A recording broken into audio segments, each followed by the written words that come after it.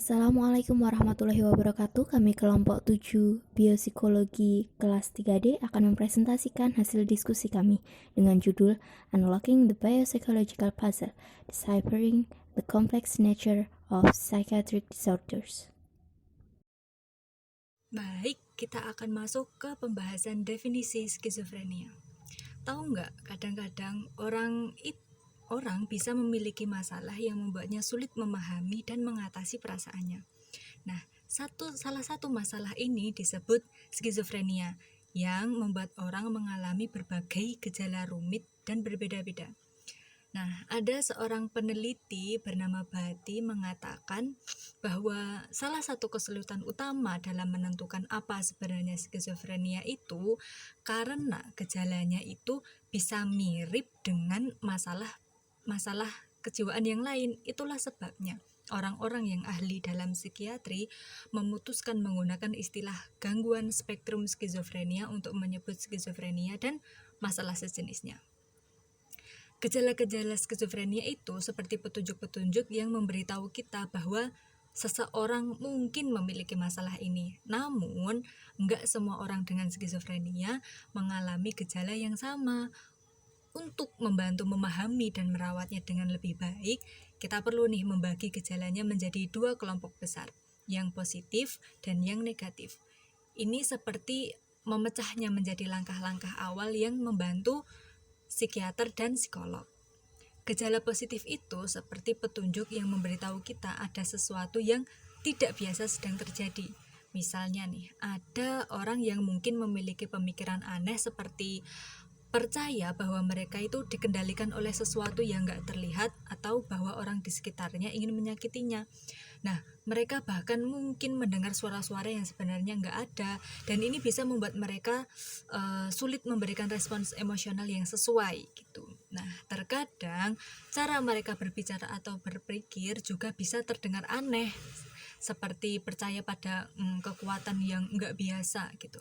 Sedangkan gejala negatif itu seperti petunjuk yang memberitahu kita ada sesuatu yang hilang atau berkurang pada orang dengan skizofrenia.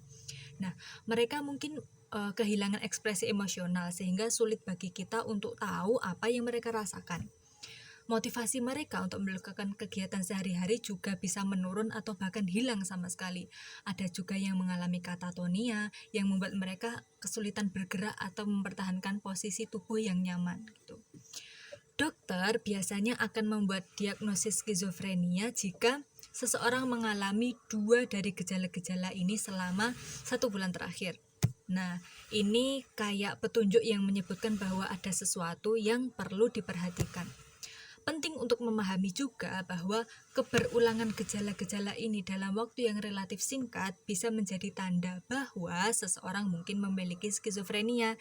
Jadi, dengan memahami ini kita bisa membantu mereka mendapatkan perawatan dan dukungan yang mereka butuhkan.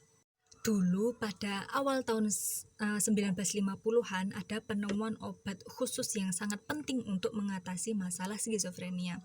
Obat itu namanya chlorpromazine, dan yang bikin menarik, awalnya obat ini tuh diciptakan untuk mengatasi alergi oleh perusahaan farmasi di Prancis. Tapi yang seru, seorang ahli bedah Prancis malah menemukan bahwa obat ini itu bisa membuat orang menjadi lebih tenang saat diberikan sebelum operasi. Hal ini memicu banyak penelitian dan akhirnya diketahui bahwa chlorpromazine juga bisa membantu meredakan gejala skizofrenia. Gimana ceritanya? Jadi, obat ini awalnya tujuannya bukan untuk skizofrenia, tapi karena efek menenangkan yang ditemukan. Nah, chlorpromazine jadi terkenal sebagai obat antipsikotik. Obat ini membantu orang yang sebelumnya gelisah atau terganggu emosinya oleh skizofrenia bisa lebih tenang. Meskipun bukan obat penyembuhan total ya, chlorpromazine itu seringkali bisa membuat gejalanya jadi lebih ringan, bahkan sampai memungkinkan orang yang tadinya harus di rumah sakit bisa pulang dan kembali ke kehidupan sehari-hari. Gak lama setelah chlorpromazine ditemukan, ada juga seorang dokter jiwa Amerika yang menemukan ahli menarik dari tanaman snakeroot di India. Nah, orang-orang di sana udah lama menggunakan tanaman ini untuk mengobati gangguan mental. Jadi, si dokter ini memberikan zat dari tanaman itu yang namanya reserpin, ya kan, kepada orang-orang dengan skizofrenia. Dan ternyata reserpin juga punya efek antipsikotik yang bagus nih. Tapi sayangnya penggunaannya dihentikan karena dosis yang diperlukan untuk efek baiknya juga bisa menyebabkan penurunan tekanan darah yang berbahaya banget. Meskipun chlorpromazine dan reserpin ini beda bentuk kimianya, yang seru adalah keduanya punya efek yang mirip gitu. Efek baiknya baru terlihat setelah orang diobati selama 2 atau 3 minggu. Dan kadang-kadang efek sampingnya bisa mirip dengan gejala penyakit Parkinson, seperti kekakuan otot dan gerakan refleks yang kurang gitu. Ini bikin para peneliti tertarik dan curiga gitu bahwa chlorpromazine dan reserpin mungkin bekerja dengan cara yang mirip terkait dengan perkembangan penyakit Parkinson. Gimana? Menarik kan ceritanya? Seperti yang udah saya jelaskan sebelumnya, peneliti udah menemukan kan obat yang bisa membantu orang dengan skizofrenia tadi. Awalnya obat itu kan untuk dikembangkan buat masalah lain, tapi efeknya malah bikin orang jadi lebih tenang. Nah, penelitian kemudian menunjukkan bahwa obat ini bekerja dengan mengurangi sesuatu yang disebut dopamin di otak. Kemudian ada teori yang berkembang bahwa skizofrenia mungkin aja nih disebabkan oleh terlalu banyak dopamin di otak gitu. Dan obat antipsikotik bekerja dengan mengurangi dopamin ini. Nah, penelitian menunjukkan juga bahwa obat antipsikotik bisa membuat otak kehilangan dopamin dan zat seperti amfetamin dan kokain yang bisa menyebabkan gejala skizofrenia pada orang sehat. Nah, ternyata juga ini meningkatkan kadar dopamin di otak. Nah, ada penelitian juga yang menemukan bahwa obat pertama, chlorpromazine, nggak mengurangi dopamin seperti yang diperkirakan, tapi bekerja dengan cara yang berbeda. Obat ini sebenarnya menghambat reseptor dopamin yang seperti pintu ke otak. Nah, dengan cara ini, obat ini bisa membuat dopamin tidak bisa memicu reseptor sehingga membuat orang jadi lebih tenang. Nah, seiring berjalannya waktu tuh, penelitian menunjukkan bahwa skizofrenia lebih terkait dengan reseptor dopamin tertentu. Nah, yang disebut reseptor D2. Namun, teori ini tuh masih belum bisa menjelaskan semua hal kayak mengapa obat antipsikotik itu butuh waktu beberapa minggu untuk bekerja dan mengapa sih mereka lebih efektif mengatasi gejala positif skizofrenia daripada yang negatif.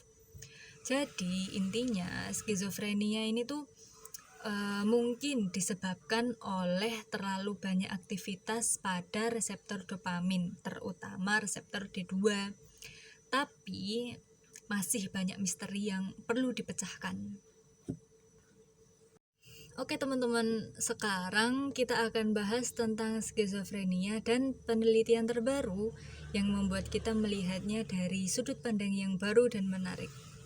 Pertama, kita punya sesuatu yang namanya teori dopamin. Jadi, dulu orang pikir skizofrenia itu mungkin disebabkan oleh terlalu banyak zat yang namanya dopamin di otak. Nah, obat antipsikotik seperti chlorpromazine ditemukan bisa membantu dengan mengurangi dopamin ini, membuat orang jadi lebih tenang gitu. Tapi nih, ada penelitian terbaru yang ngelihat skizofrenia dari sisi lain. Ada obat antipsikotik baru yang disebut atipikal atau generasi kedua. Bedanya, obat ini tidak terlalu suka dengan reseptor D2 yang tadinya dikira menjadi kunci dalam skizofrenia. Salah satu contohnya adalah clozapine yang malah lebih suka ke reseptor D1 dan D4 serta beberapa reseptor lainnya. Obat atipikal lain yang sering dipakai termasuk aripiprazol, risperidon, dan quetiapine. Lalu kita punya hal yang lebih seru lagi nih. Ada penelitian tentang obat-obatan psikedelik yang bisa mengubah cara kita melihat dan merasakan sesuatu. Ini bukan cuma obat halusinasi klasik kayak LSD, psilocybin, dan mesalin, tapi juga obat-obatan lain seperti ketamin dan phencyclidine Jadi sekarang para peneliti lagi lihat obat atipikal dan obat psikedelik ini. Mungkin bisa jadi cara baru untuk mengobati atau mengerti lebih baik tentang skizofrenia. Dunia penelitian selalu penuh kejutan ya. Oke teman-teman, sekarang kita bahas tentang penelitian yang menarik seputar obat-obatan psikedelik. Para peneliti punya dua fokus utama dalam penelitian mereka. Pertama, mereka ingin tahu gimana obat-obatan ini bisa bikin efek yang mirip dengan gangguan kejiwaan, seperti ilusi, halusinasi, dan sebagainya. Mereka pakai obat-obatan ini tuh kayak model untuk memahami penyakit-penyakit tersebut. Yang kedua, mereka juga pengen lihat nih sisi positifnya, seperti perasaan senang dan bersatu. Ide di sini adalah mungkin aja obat-obatan ini tuh bisa jadi pilihan pengobatan untuk gangguan kejiwaan. Sayangnya di tahun 70-an penelitian ini sempat dihentikan karena banyak pemerintah melarang penggunaan obat-obatan ini, terutama LSD, karena dianggap terkait dengan kelompok tertentu di masyarakat gitu. Tapi untungnya di tahun 90-an minat untuk memahami dan menggunakan obat-obatan psikedelik ini muncul lagi.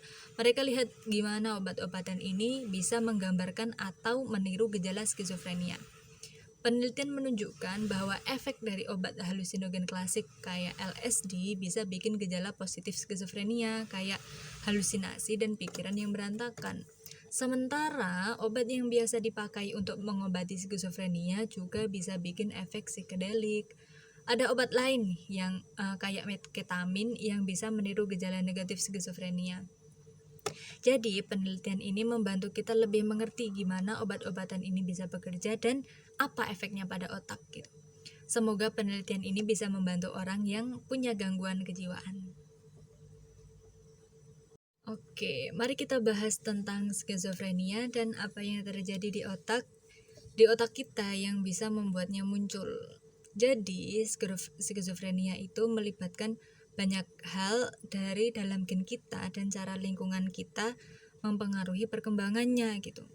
Pertama, ada gen-gen yang terkait dengan skizofrenia, tapi nggak ada satu gen tunggal yang bisa disalahin gitu. Beberapa gen tampaknya lebih penting daripada yang lain. Ini bisa terhubung dengan perubahan dalam otak, seperti bagaimana otak berkembang dan berfungsi. Lalu, pengalaman di awal hidup juga bisa jadi kunci. Faktor seperti stres waktu ibu hamil dan lingkungan di sekitar kita juga bisa memainkan peranan penting, khususnya jika seseorang memiliki kerentanan genetik. Terus pengalaman-pengalaman ini bisa mengubah perkembangan otak dan meningkatkan risiko skizofrenia. Hal menarik lainnya, ternyata skizofrenia punya beberapa kesamaan dengan gangguan lain seperti autisme. Ada juga penelitian yang menunjukkan bahwa kelaparan yang dialami oleh ibu selama kehamilan bisa meningkatkan risiko seseorang mengembangkan skizofrenia.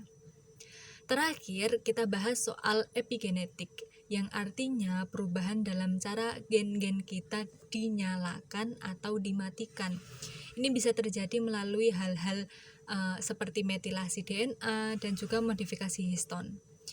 Penelitian menunjukkan bahwa mekanisme ini memainkan peran penting dalam bagaimana otak kita berkembang dan mungkin terkait dengan skizofrenia. Jadi skizofrenia itu bukan cuma karena satu hal gitu, tapi campuran dari gen dan pengalaman hidup yang kompleks. Para peneliti sedang mencoba memahami lebih dalam hubungan antara gen dan lingkungan ini untuk membantu orang-orang yang mengalami skizofrenia. Oke, jadi kita lagi ngobrolin tentang otak dan bagaimana otak itu terkait dengan skizofrenia ya. Teman-teman peneliti udah lama nih coba mencari tahu lebih banyak soal otak orang-orang yang punya skizofrenia. Mereka nemuin beberapa hal menarik. Pertama, orang yang punya risiko tinggi buat dapat skizofrenia misalnya karena keluarganya ada yang punya gitu. Punya beberapa perubahan di beberapa bagian otak, khususnya di bagian hipokampus. Nah, hipokampus itu kayak area penting di otak yang terlibat dalam memori dan sebagainya gitu. Terus pas orang ini udah mulai dicari-cari masalahnya nih, perubahan di otak itu udah terlihat sejak mereka pertama kali periksa. Dan ternyata perubahan ini terus berkembang setelah mereka dikasih tahu kalau mereka punya skizofrenia. Ada juga nih penelitian yang mencoba mengecek apakah jalur otak yang biasanya terkait dengan teori dopamin yang dulu dipercaya banget beneran jadi pusat perhatian di skizofrenia. Ternyata jalur yang lebih terkait dengan gerakan tubuh itu yang lebih kelihatan ada masalahnya, bukan yang dulu kita kira. Dan terakhir, para peneliti juga pakai alat canggih buat ngelihat gimana otak orang yang punya skizofrenia itu terhubung satu sama lain. Ada hal menarik yang mereka temuin. Pertama, pas orang ini lagi mengalami halusinasi, kayak lihat sesuatu yang sebenarnya nggak ada gitu.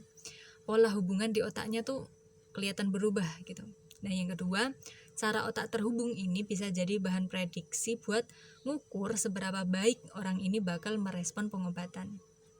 Jadi peneliti-peneliti lagi cari tahu lebih dalam nih gimana otak berperan dalam skizofrenia. Ini ngebantu banget buat ngembangin cara-cara baru buat ngobatin orang yang punya skizofrenia.